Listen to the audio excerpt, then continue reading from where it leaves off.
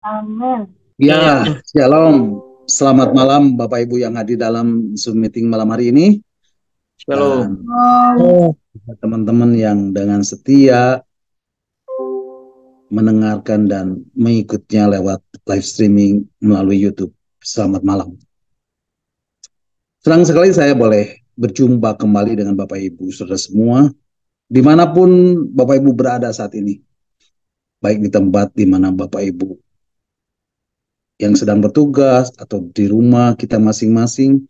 Dan saya percaya semua itu tidak akan mengurangi berkat yang Tuhan sudah sediakan dan yang Tuhan akan curahkan dalam kehidupan kita. Amin.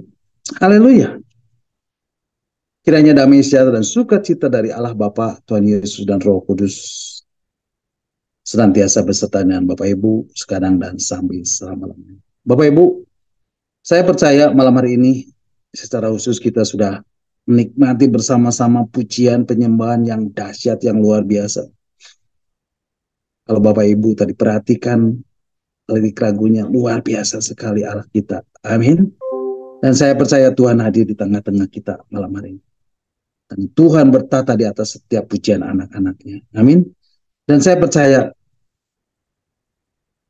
Bapak Ibu juga memiliki kerinduan untuk mendengarkan bagian-bagian firman Tuhan yang sudah Tuhan siapkan malam hari ini. Biarlah firman Tuhan yang akan saya sampaikan malam ini itu membawa kita untuk kita mengenal Tuhan lebih-lebih lagi.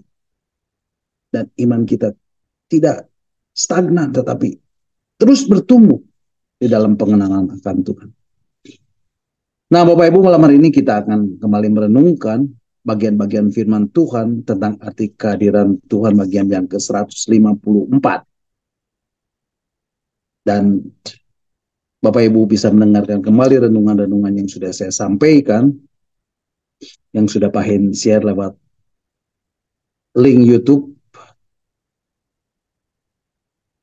lewat WhatsApp, discipleship wilayah Barat dan Timur.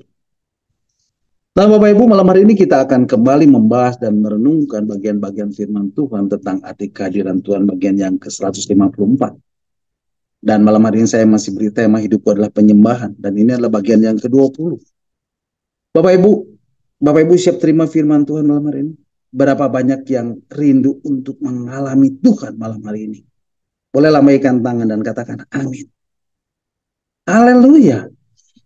Amin. amin.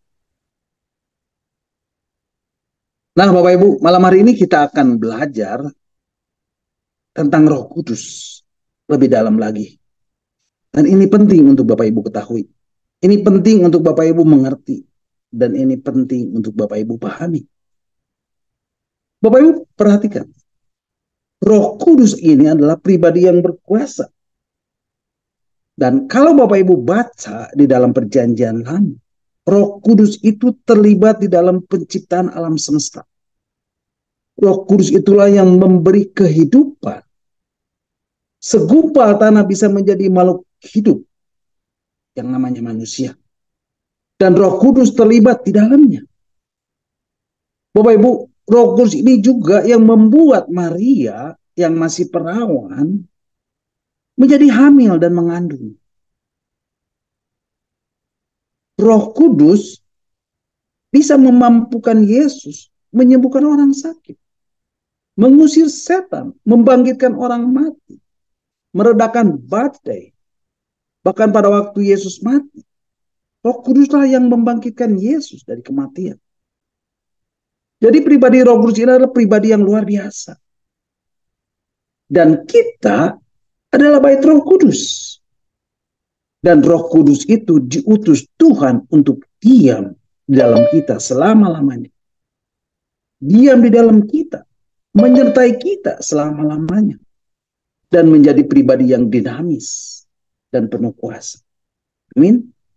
Mari Bapak Ibu kita akan membacanya di dalam Injil Yohanes pasal 14 ayat 16 dan 17. Injil Yohanes pasal 14 ayat 16 dan 17. Firman Tuhan mengatakan, aku akan minta kepada Bapa dan ia akan memberikan kepadamu seorang penolong yang lain, supaya ia menyertai kamu selama-lamanya, yaitu roh kebenaran. Dunia tidak dapat menerima dia, sebab dunia tidak melihat dia dan tidak mengenal dia.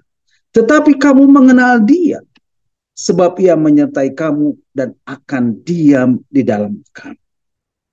Jadi Bapak Ibu, firman Tuhan mengatakan dengan jelas, Roh Kudus, Roh Allah, Roh kebenaran itu akan diam di dalam kamu, supaya ia menyertai kamu selama-lamanya. Amin Bapak Ibu. Nah Bapak Ibu, ketika Roh Kudus diam di dalam kita dan menyertai kita, Roh Kudus bekerja di dalam kita. Dan kalau Roh Kudus bekerja, dia bekerja keluar dan dia bekerja ke dalam. Bekerja keluar menghasilkan karunia untuk melayani. Tetapi pertama, tentu dia harus bekerja ke dalam membentuk karakter kita dan menjadi semakin hari semakin serupa dengan gambaran anaknya, yaitu serupa seperti Kristus. Nah Bapak Ibu, ketika Roh Kudus bekerja keluar, maka dia akan menghasilkan karunia untuk melayani. Dan Roh Kudus akan menjadi pribadi yang dinamis dan penuh kuasa. Amin. Nah pertanyaannya, bagaimana caranya untuk mengaktifkan kuasa Roh Kudus dan urapan Roh Kudus yang ada di dalam kita? Dan ini merupakan hal yang sangat penting buat hidup kita. Amin. Bapak Ibu perhatikan, ketika Tuhan Yesus masih berada di bumi ini, ketika Tuhan Yesus masih ada di dunia, Tuhan Yesus juga dipenuhi dengan kuasa Roh Kudus dan urapan Roh Kudus. Ketika Tuhan Yesus masih berada di dalam kandungan Maria, dia dipenuhi oleh Roh Kudus. Betul? Tuhan Yesus lahir oleh Roh Kudus. Kemudian ketika Tuhan Yesus dibaptis, di dalam Injil Matius pasal 3 ayat 16 dikatakan, mari Bapak Ibu kita akan baca, Matius pasal 3 ayat 16. Firman Tuhan mengatakan, sesudah dibaptis, Yesus segera keluar dari air. Dan pada waktu itu juga Roh Kudus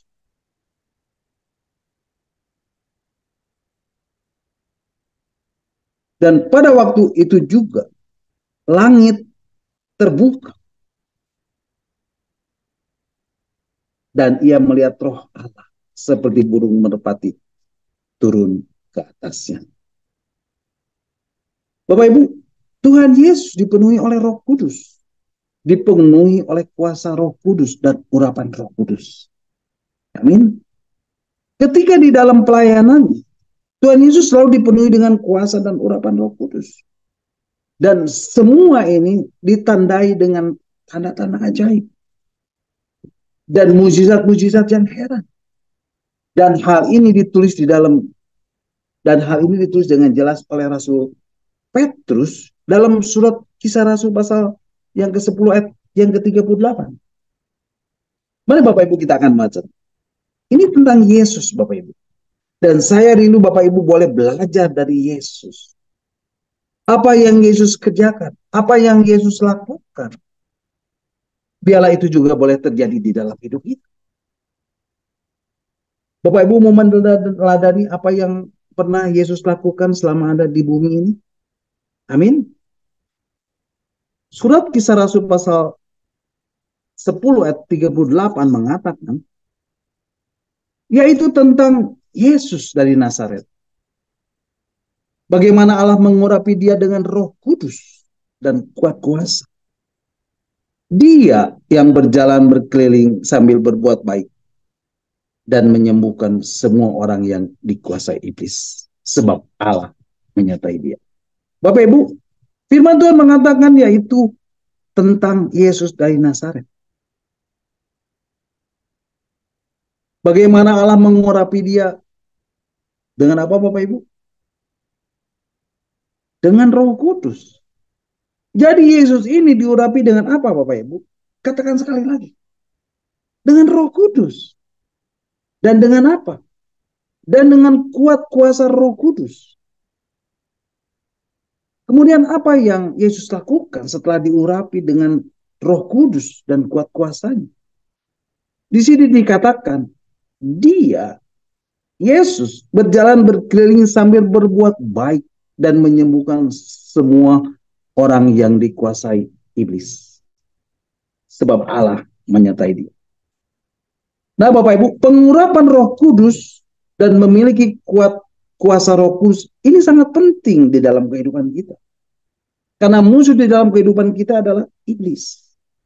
Firman Tuhan mengatakan, Yesus menyembuhkan semua orang yang dikuasai iblis. Bapak Ibu, Tuhan Yesus datang ke dunia selain untuk menebus kita dari dosa dan memberi kita hidup yang kekal. Tuhan Yesus juga datang ke dunia untuk menghancurkan kuasa dan kerajaan iblis. Amin. Untuk menggenapi janji yang terdapat di dalam kitab Kejadian pasal 3 ayat 15. Mari Bapak Ibu kita akan baca.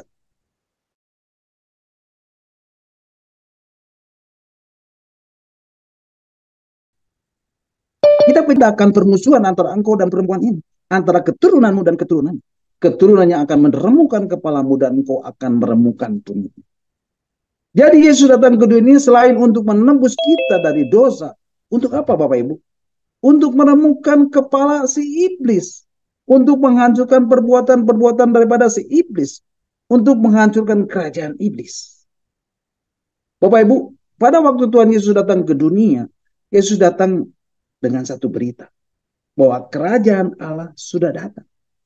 Dan ketika kerajaan Allah sudah datang, maka kerajaan iblis dan segala perbuatan dan semua roh-roh jahat harus menyingkir. Amin. Injil Matius pasal 4 ayat 17 mengatakan. Nanti Bapak Ibu kita akan membacanya. Injil Matius pasal 4 ayat 17. Firman Tuhan mengatakan. Sejak waktu itulah Yesus memberitakan. Bertobatlah. Sebab kerajaan surga sudah dekat. Bertobatlah sebab kerajaan Allah sudah datang. Bahkan ketika Yesus mengajarkan doa kepada murid-muridnya di dalam doa Bapa kami, dikatakan apa Bapak Ibu? Datanglah kerajaanmu, jadilah kehendakmu. Jadi Bapak Ibu, datanglah kerajaanmu itu artinya pada waktu kerajaan Allah itu datang,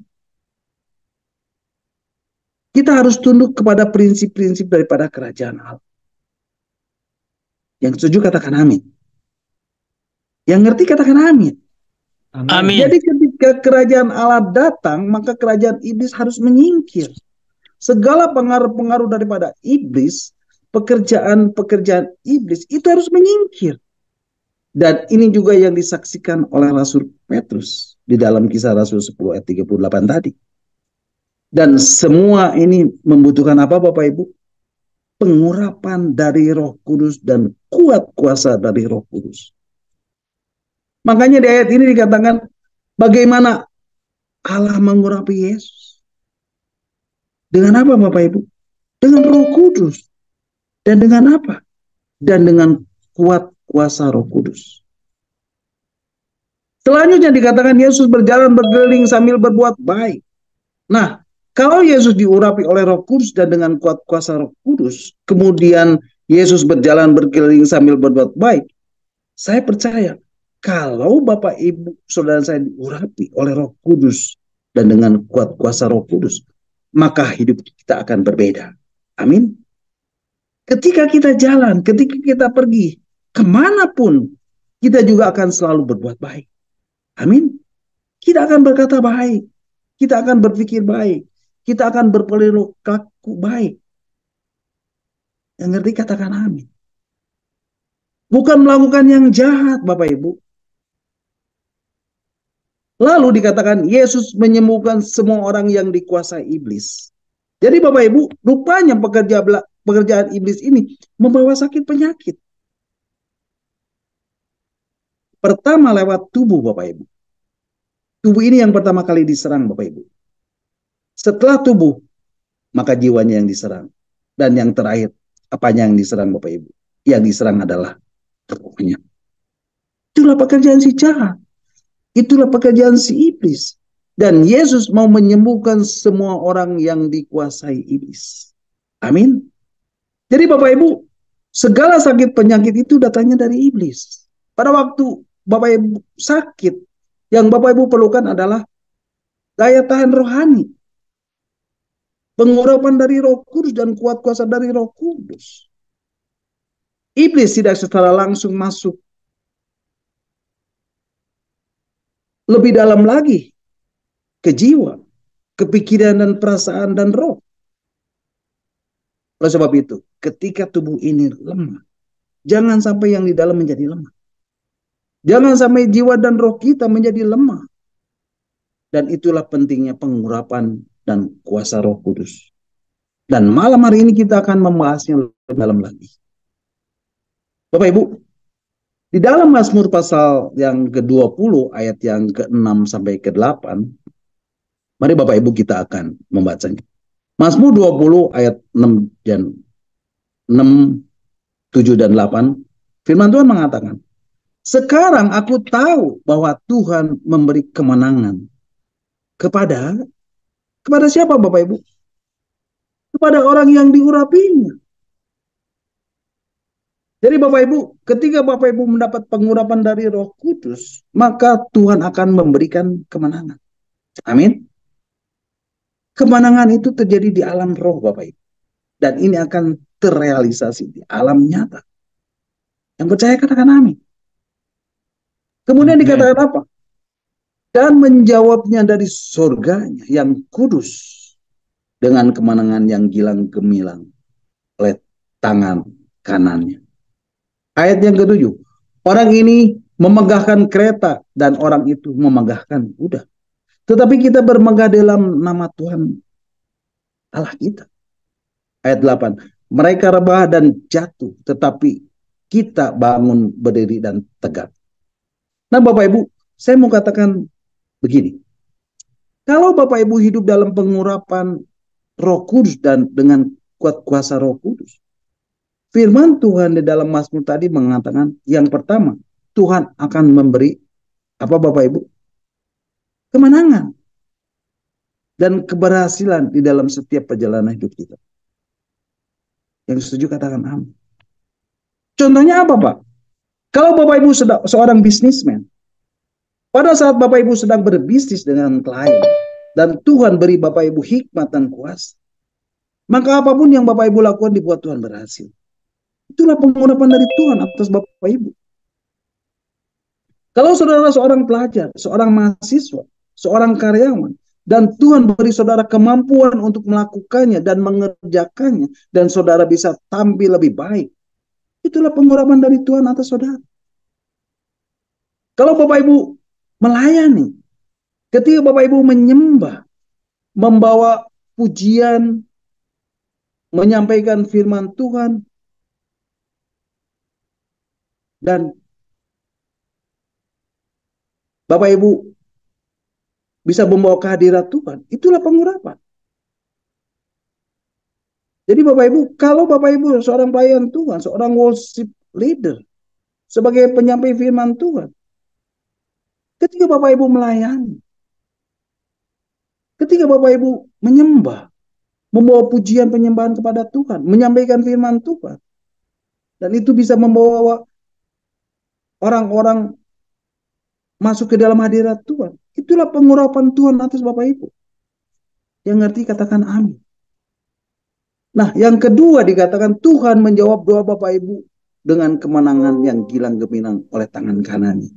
Tangan kanannya di sini berbicara tentang apa Bapak Ibu? Berbicara tentang kuasa Tuhan. Berbicara tentang perbuatan Tuhan di dalam kehidupan Bapak Ibu. Amin. Yang ketiga yang saya catat di sini ayat yang ke-7. Orang ini memegahkan kereta dan orang itu memegahkan kuda. Ini adalah orang-orang dunia yang mengandalkan kekuatannya sendiri. Tetapi Bapak Ibu yang menerima pengurapan Roh Kudus dikatakan kita berbangga di dalam nama Tuhan. Amin Bapak Ibu. Yang keempat dikatakan di dalam ayat 8. Mereka rebah dan jatuh, tetapi kita bangun berdiri dan tetap tegak. Kalau Bapak Ibu diurapi oleh Roh Kudus dan Bapak Ibu punya kuat kuasa, Artinya apa? Artinya kita bisa bangun dan berdiri tegak.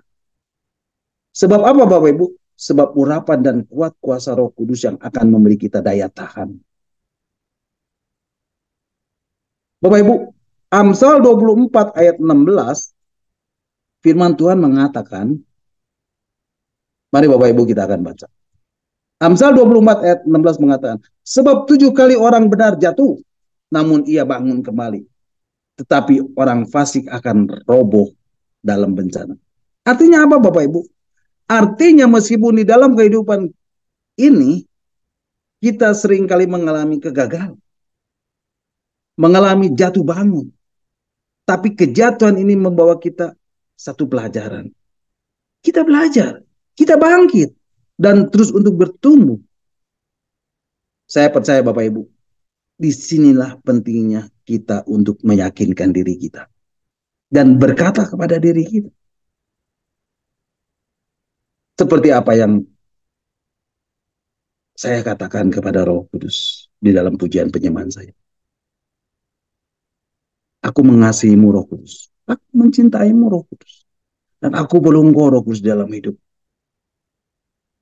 Aku butuh engkau Roh Kudus.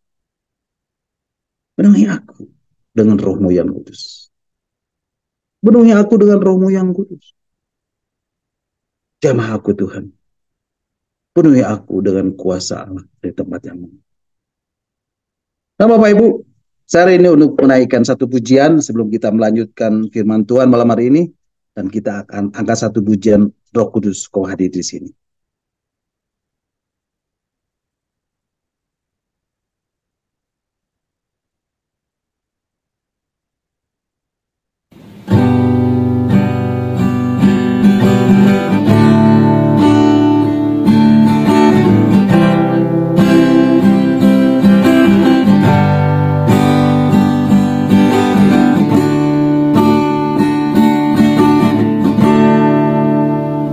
Roh Kudus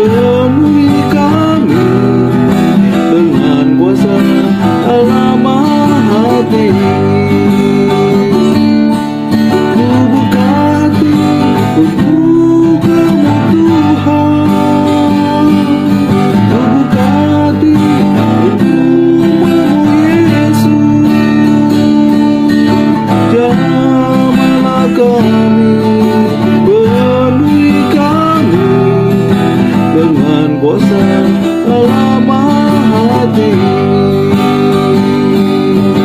Ya malah kami, penuhi kami dengan bosan lama hati.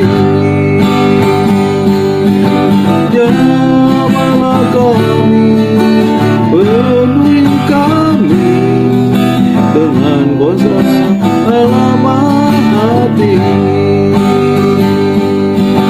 Dengan bosan lama hati. Dengan bosan lama hati.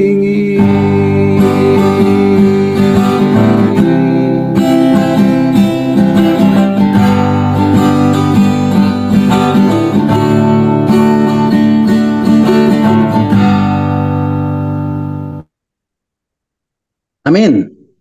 Haleluya, terpujilah Tuhan. Nah, Bapak Ibu, Alkitab berkata, kalau kita menerima kepenuhan Roh Kudus, kita dipenuhi Roh Kudus, kita dikuasai Roh Kudus, maka ada dua hal yang akan kita dapat. Pertama, kita akan mendapatkan karunia Roh Kudus. Amin. Yang kedua adalah kita mendapatkan apa, Bapak Ibu? Buah-buah Roh Kudus.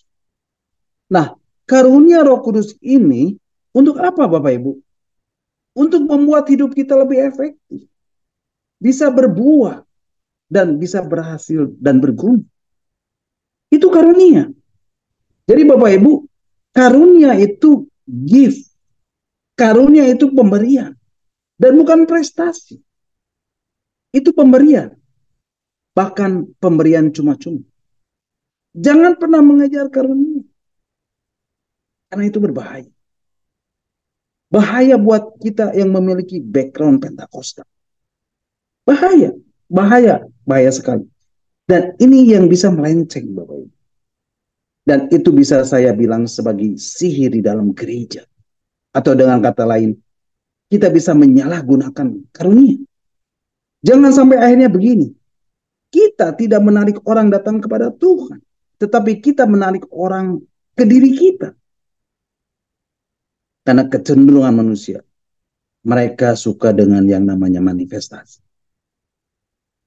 Hati-hati Bapak Ibu, jangan sampai seorang pemimpin akhirnya pemimpin itu dinabikan.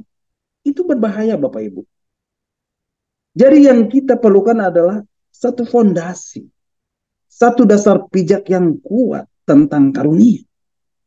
Ini yang akan hebat. Karena bahwa karunia ini akan terus berjalan dengan kamu sampai luar biasa. Ini yang keren Bapak Ibu. Bapak Ibu bisa memperolehnya sebagai satu anugerah dan mempergunakannya untuk kemuliaan Tuhan. Amin Bapak Ibu. Nah Bapak Ibu, karunia ini bermacam-macam. Ada banyak karunia yang telah Tuhan sediakan buat Bapak Ibu.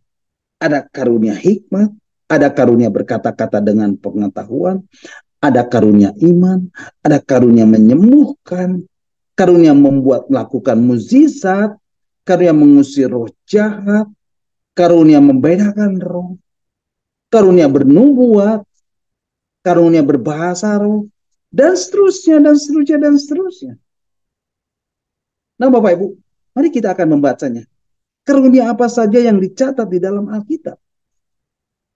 Ada beberapa karunia yang dicatat di dalam surat 1 Korintus pasal 12 ayat 8 sampai 11. Mari Bapak Ibu kita akan membacanya. Surat 1 Korintus pasal 12 ayat 8 sampai 11 mengatakan, sebab kepada yang seorang Roh Kudus memberikan karunia untuk berkata-kata dengan hikmat, dan kepada yang lain Roh yang sama memberikan karunia berkata-kata dengan pengetahuan. Ayat 9. Kepada yang seorang Roh yang sama memberikan iman, dan kepada yang lain ia memberikan karunia untuk menyembuhkan. Ayat 10. Kepada yang seorang Roh memberikan kuasa untuk mengadakan mukjizat, dan kepada yang lain ia memberikan karunia untuk bernubuat, dan kepada yang lain lagi ia memberikan karunia untuk membedakan bermacam-macam roh. Kepada yang seorang ia memberikan karunia untuk berkata-kata dengan bahasa roh. Dan kepada yang lain ia memberikan karunia untuk menafsirkan bahasa roh itu. Ayat 11. Tetapi semua ini dikerjakan oleh roh yang satu dan yang sama, yang memberikan karunia kepada tiap-tiap orang secara khusus, seperti yang dikehendakinya. Nah, Bapak Ibu perhatikan, yang pertama adalah karunia apa, Bapak Ibu? Kalau Bapak dipenuhi Roh Kudus, kalau Bapak Ibu menerima kepenuhan Roh Kudus, yang pertama Bapak Ibu akan dapatkan karunia berkata-kata dengan apa? Dengan hikmat. Ini yang pertama. Dan kalau yang pertama pasti yang utama dan penting. Inilah hikmat. Nah, Bapak Ibu, hikmat ini berbicara apa, Bapak Ibu? Hikmat ini artinya Bapak Ibu tahu apa yang harus Bapak Ibu katakan dan perbuat pada situasi tertentu. Dan Bapak Ibu langsung dapat solusinya. Pertanyaannya, siapa yang memberitahukan semua ini? Bapak Ibu, Roh Kudus. Bapak Ibu, ada orang yang bilang, kok kamu bisa tahu sih? Kok kamu bisa pinter sih? Untuk ngomong ini, jawab ini, dan lakukan ini. Itulah namanya karunia hikmat. Berkata-kata dengan hikmat. Yang kedua, karunia yang namanya berkata-kata dengan pengetahuan. Jadi hikmat ini begini Bapak Ibu. Hikmat ini artinya tahu dan bagaimana solusinya. Kalau pengetahuan, semuanya bisa jadi satu. Pengetahuan itu, dia memberitahu dan dia tahu apa yang akan terjadi. Seperti Nabi Agabus yang berkata di dalam Kisah Rasul pasal 21 ayat 10 dan 11.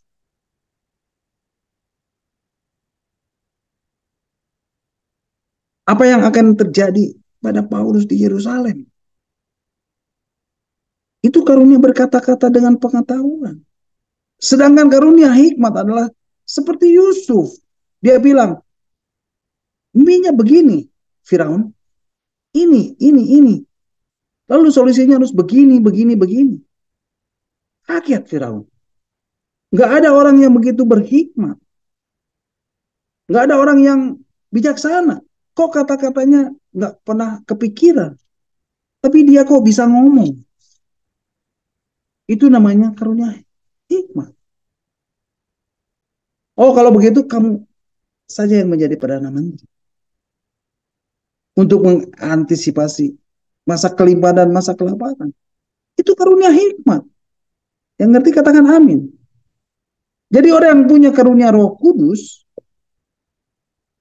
karunia hikmat, berkata-kata dengan pengetahuan, tidak akan pernah gelisah. Tidak akan pernah khawatir hidup. Yang ngerti katakan amin. Karena Roh Kudus akan beritahu apa yang akan terjadi di kemudian hari. Nah Bapak Ibu, semuanya itu adalah hasil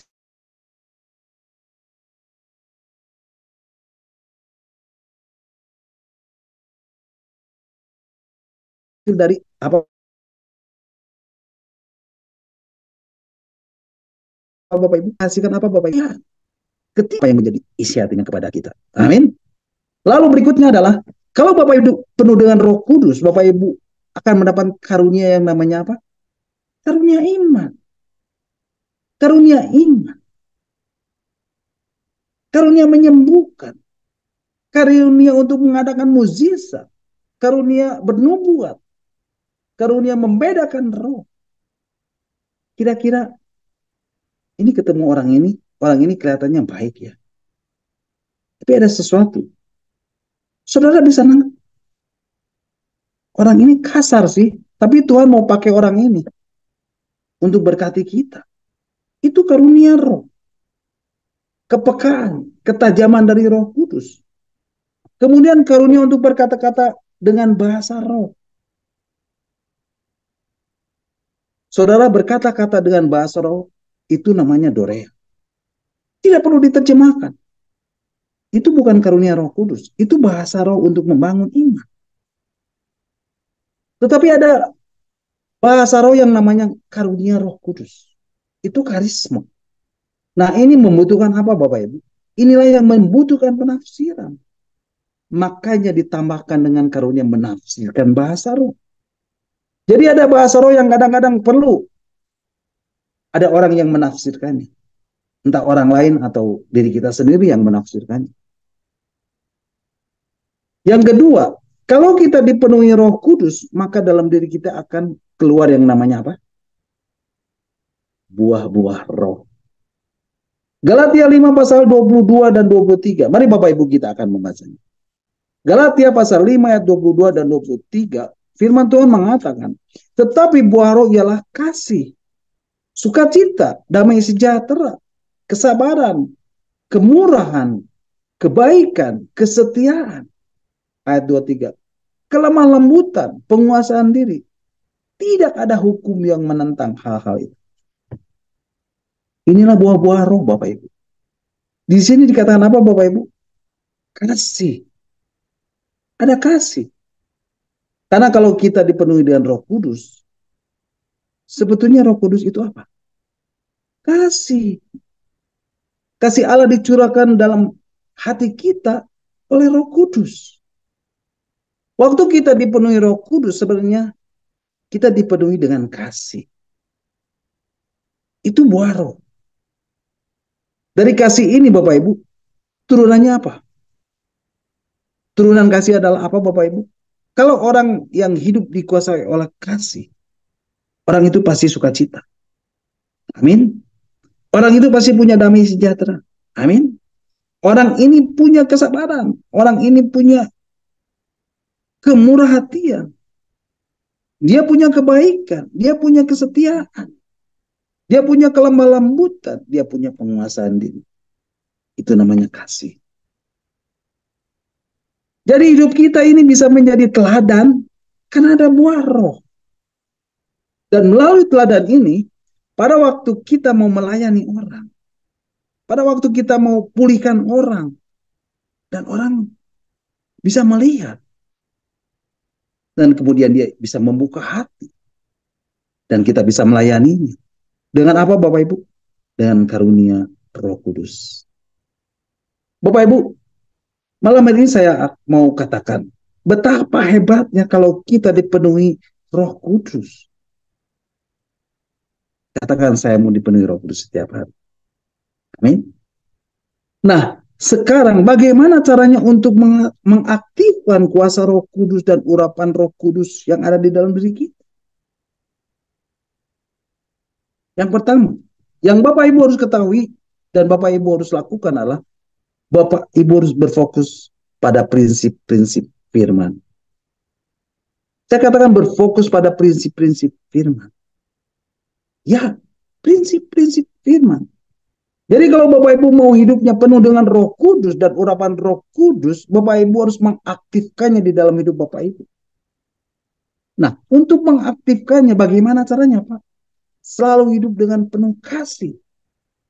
Ada buah roh, kasih. Ya, ada kasih di dalam hidup kita, Bapak Ibu. Ada kasih. Karena kalau kita mau hidup dipenuhi Roh Kudus, tadi sudah saya katakan, sebenarnya Roh Kudus itu apa? Kasih. Kasih Allah dicurahkan di dalam hidup kita oleh Roh Kudus. Dan pada waktu kita dipenuhi Roh Kudus, sebenarnya kita dipenuhi dengan kasih. Amin. Dan orang-orang yang hidup di dalam kasih adalah orang yang hidup penuh dengan sukacita. Kemudian Bapak Ibu, yang harus Bapak Ibu ketahui di dalam doa-doa kita. Pada saat Bapak Ibu berdoa dalam bahasa roh, kita harus minta karunia dan buah roh itu secara khusus. Amin. Di dalam doa-doa kita, kita harus minta karunia dan buah roh. Nah, bagaimana caranya? Kita harus fokus kepada prinsip firman Tuhan. Poin saya adalah begini. Ruangan waktu untuk berdoa, untuk memuji dan menyembah Tuhan. Masuk di dalam hadirat Tuhan. Nah Bapak Ibu bisa masuk ke dalam hadirat Tuhan ketika Bapak Ibu menyembah Tuhan. Amin. Seperti di awal ibadah kita tadi. kita datang memuji dan menyembah Tuhan. Pada waktu Bapak Ibu masuk di hadirat Tuhan, dalam doa dan penyembahan di dalam hadirat Tuhan, Bapak Ibu bawa, Bapak Ibu hadapkan segala masalah, segala perkara Bapak Ibu kepada Tuhan. Bawa itu ke hadirat Tuhan. Karena ukuran keintiman seseorang adalah kemampuan untuk menceritakan segala hal, bahkan sampai yang detail. Semua rahasia kepada Tuhan. Itulah ukuran keintiman kita, Bapak Ibu. Kita bisa bicara lepas, kita bisa bicara bebas sama Tuhan. Itu yang namanya inti. Dan kita harus sampai di situ, Bapak Ibu. Sampai pada titik itu, Bapak Ibu. Bapak Ibu, saya mau kasih poin-poinnya. Mungkin Bapak Ibu sedang membutuhkan kesembuhan. Hadapkan itu kepada Tuhan. Percayalah pada waktu Bapak Ibu hadapkan kepada Tuhan, Bapak Ibu akan mengalami yang namanya kesembuhan. Amin. Mungkin Bapak Ibu butuhkan pemulihan hati. Karena Bapak Ibu hilang sukacita, hilang damai sejahtera. Bapak Ibu butuh pemulihan hubungan. Bawa, katakan itu kepada Tuhan. Dan Bapak Ibu akan mengalami yang namanya pemulihan. Ada sukacita, ada damai sejahtera yang Bapak Ibu akan terima. Amin. Bapak Ibu akan mengalami pemulihan hubungan ketika hati Bapak Ibu dipulihkan. Amin. Mungkin Bapak Ibu butuh terobosan dalam keuangan atau pelayanan. Bapak Ibu bawa itu di hadapan Tuhan. Jadi apapun yang membebani hati dan pikiran Bapak Ibu hadapan itu di hadirat Tuhan. Pada saat Bapak Ibu hadapkan itu di hadapan Tuhan di dalam doa, di dalam hadirat. Kemudian Bapak Ibu buka Alkitab, baca Alkitab. Dan Bapak Ibu akan dibukakan akan prinsip-prinsip firman Tuhan. Dan kuasa Roh Kudus akan mulai bekerja. Karena Roh Kudus itu bekerja seturut daripada firman yang kita ketahui, yang kita pelajari, yang kita dapatkan. Roh Kudus tidak akan pernah mengingatkan firman Tuhan yang tidak pernah kita baca, yang tidak pernah kita dengar, yang tidak pernah kita ketahui. Dan Roh Kudus bekerja seturut dengan firman. Kalau seseorang tidak punya firman, maka Roh Kudus tidak bisa bekerja atas orangnya. Mungkin ada seorang yang penuh dengan firman. Oleh anugerah Tuhan disuruh melayani Bapak Ibu. Maka Bapak Ibu akan mendapatkan yang namanya mukjizat. Tapi untuk kelangsungan hidup Bapak Ibu, dan Bapak Ibu mau hidup berkemenangan, Bapak Ibu mau hidup di dalam mukjizat, Bapak Ibu mau hidup di dalam berkat dan kelimpahan setiap saat, supaya Roh Kudus bekerja, Bapak Ibu harus punya firman. Bapak Ibu harus berfokus pada prinsip-prinsip firman. Yang ngerti katakan amin. Nah, ini pentingnya Bapak Ibu mengetahui prinsip firman Tuhan. Bapak Ibu akan tahu dan Bapak Ibu akan temukan apa yang pernah Yesus lakukan. Misal soal kesembuhan. Dan Bapak Ibu bisa bergumul dengan kesembuhan. Bapak Ibu bisa berdoa. Bapak Ibu bisa masuk ke dalam hadirat Tuhan. Bapak Ibu pernah dengar khotbah. Oleh bulu Yesus aku telah disembuhkan. Bapak Ibu pernah dengar khotbah tentang kesembuhan. Bapak Ibu pernah dengar khotbah tentang perempuan yang mengalami pendarahan dan ketika menjamah ujung jubahnya kemudian mengalami kesembuhan. Bapak Ibu pernah dengar Yesus menyembuhkan orang buta. Yesus yang menyembuhkan orang kusta. Bagaimana prinsip-prinsip kesembuhan itu? Bapak Ibu tahu? Saya mau kasih tahu Bapak Ibu. Begini Bapak Ibu. Banyak orang Kristen percaya sama pribadi Yesus. Dan setiap orang percaya pada Yesus. Dia akan menerima apa Bapak Ibu? Keselamatan dan hidup kekal. Amin.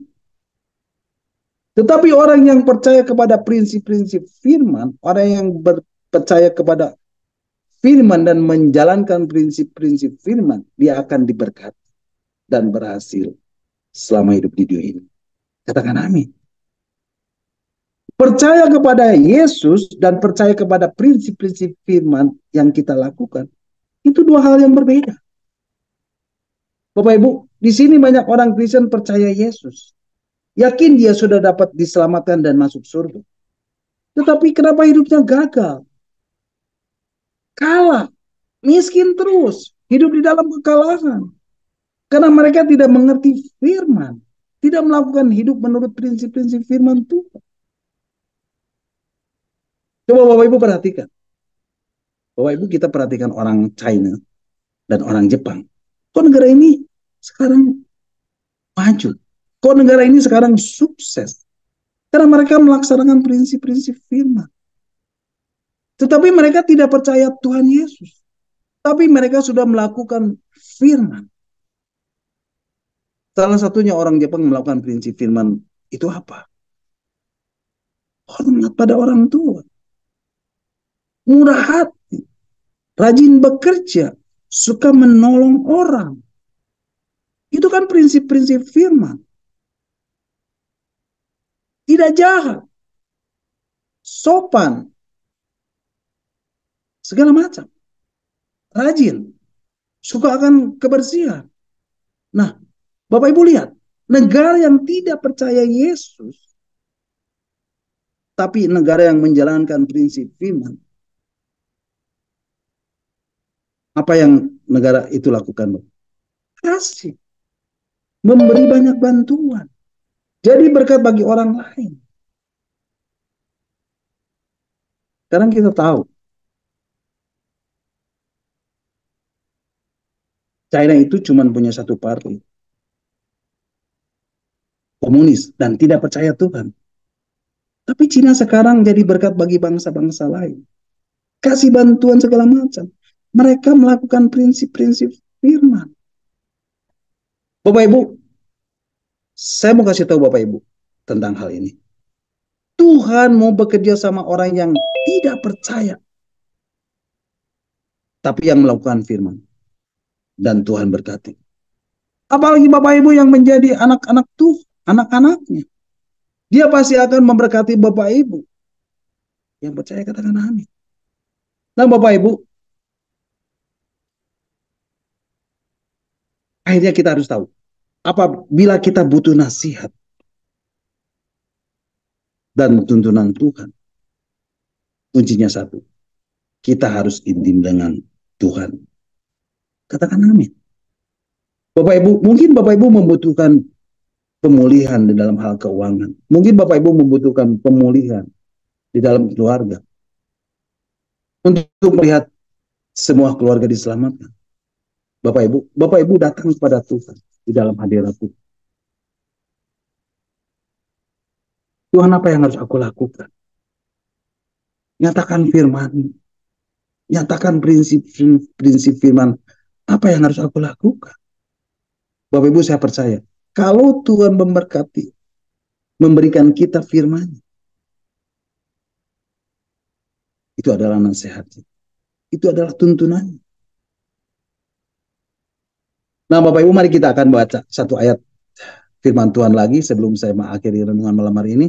Di dalam kitab Mazmur pasal 73 ayat 24. Kitab Mazmur 73 ayat 24 firman Tuhan mengatakan, dengan nasihatmu engkau menuntun aku dan kemudian engkau mengangkat aku ke dalam kemuliaan.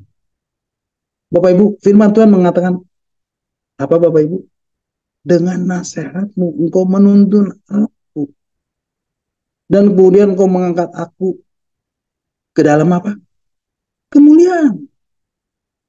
Bapak Ibu mau dimuliakan? Dihormati? Katakan amin. Bapak Ibu, Tuhan mau mengangkat kita ke dalam kemuliaan. Amin. Bapak Ibu, kita butuh nasihat dari Tuhan. Nasihat Tuhan adalah tuntunan Tuhan. Pada saat Tuhan menuntun Bapak Ibu, Tuhan pasti cukupi segala kebutuhan Bapak Ibu. Yang percaya katakan amin. Jadi artinya, Kalau Bapak Ibu suka bergaul dengan firman Tuhan, sesungguhnya kita sedang memelihara iman kita. Apabila kita memelihara iman kita, kita sedang menyediakan ruang bagi Tuhan untuk melakukan apa? Untuk melakukan mukjizat. Sehingga kuasa dan urapan Roh Kudus itu bekerja. Dan pada saat Bapak Ibu menyediakan ruang bagi Tuhan, menyediakan ruangan bagi Tuhan untuk apa? Untuk firman di dalam hati kita. Maka firman dan iman yang ada di dalam hati kita akan mengaktifkan kuasa dan urapan Roh Kudus di dalam hidup kita. Bapak Ibu butuh kuasa Tuhan? Bapak Ibu mau diurapi? Bapak Ibu harus punya dan ngerti prinsip-prinsip firman dan melakukannya di dalam kehidupan Bapak Ibu. Pada waktu Bapak Ibu melakukan prinsip-prinsip firman, maka pengurapan Roh Kudus dan kuat kuasa Roh Kudus turun atas Bapak Ibu. Banyak orang berpikir seperti ini. Diurapi itu seperti kelojotan. Itu istilahnya. Jatuh, rebah. Itu manifestasi sebenarnya. Tapi pengurapan Tuhan atas hidup kita itu apa? Hidup Bapak Ibu menjadi lebih tenang. Itu orang yang diurapi. Karena dia tahu. Karena dia punya roh hikmat. Karena dia punya roh berkata-kata dengan pengetahuan. Dia tahu ada karunia Roh Kudus yang bekerja di dalamnya. Ngerti katakan. Jadi yang pertama, Bapak Ibu harus bergaul dengan firman. Dan berfokus pada prinsip-prinsip firman. Amin. God bless you all. Nah, Bapak Ibu sampai di sini dulu dengan kita malam hari ini. Dan kita akan naikkan satu pujian lagi. Roh Kudus, datanglah Roh Kudus. Satu pujian yang memberkati saya. Dan biarlah pujian ini juga memberkati Bapak Ibu semuanya malam hari ini. Mari Bapak Ibu kita angkat pujian ini bersama-sama. Datang Roh Kudus, Roh Perindu.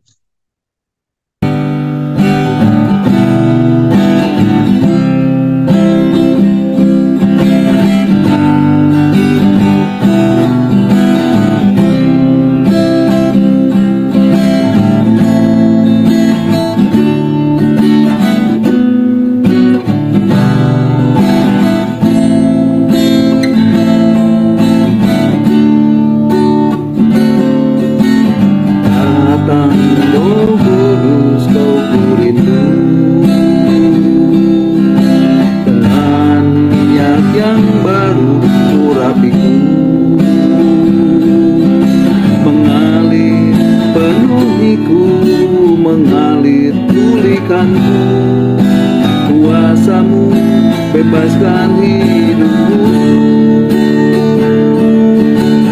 Datang Roh Kudus, Roh Perindu. Dengan minyak yang baru urapiku. Mengalir penuhiku, mengalir pulihkanku. Kuasamu bebaskan hidupku.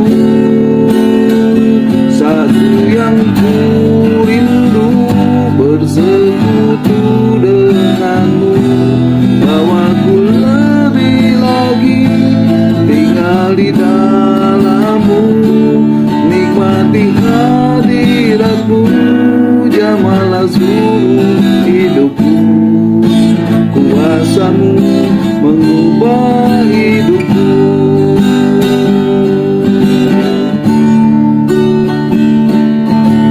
Datang Roh Kudus, Roh Perindu. Dengan minyak yang baru urapiku. Mengalir penuhiku, mengalir pulihkanku. Kuasamu bebaskan hidupku. Datang Roh Kudus, Roh Perindu.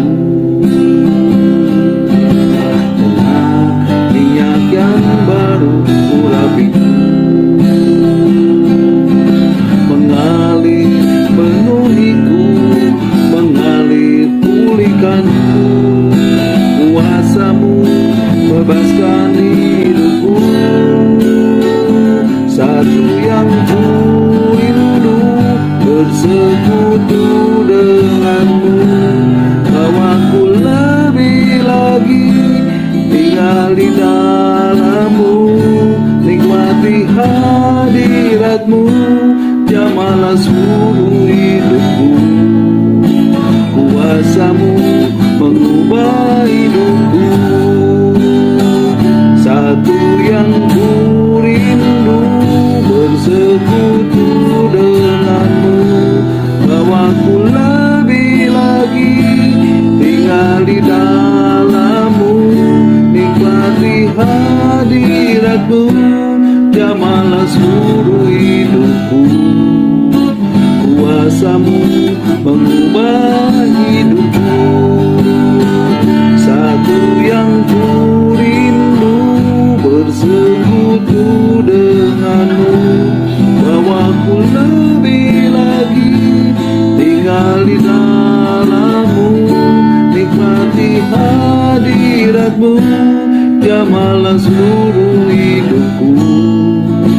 Kuasa-Mu mengubah hidupku. Kuasa-Mu mengubah hidupku. Kuasa-Mu mengubah hidupku.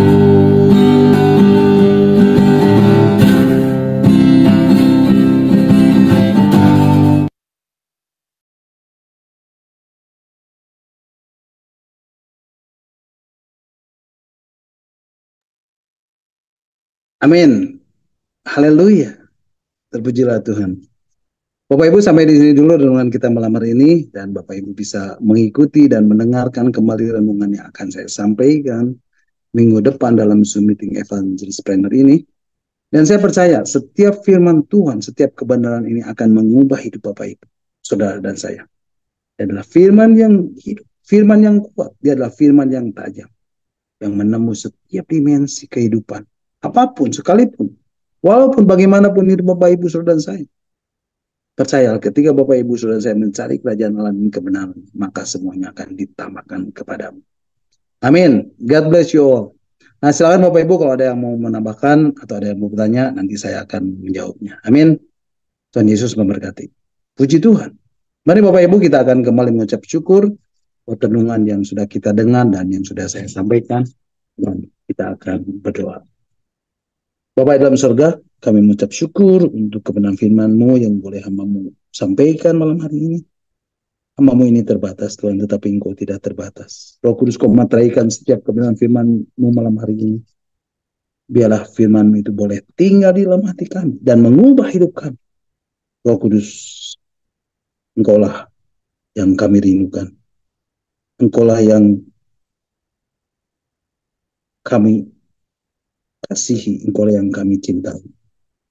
Biarlah pengurapan-Mu dan kuat kuasa-Mu itu boleh terjadi di dalam kita. Terima kasih Tuhan untuk kebenaran firman malam hari ini. Biarlah kami boleh ditambah-tambahkan untuk lebih mengenal akan pribadi Roh Kudus. Di dalam nama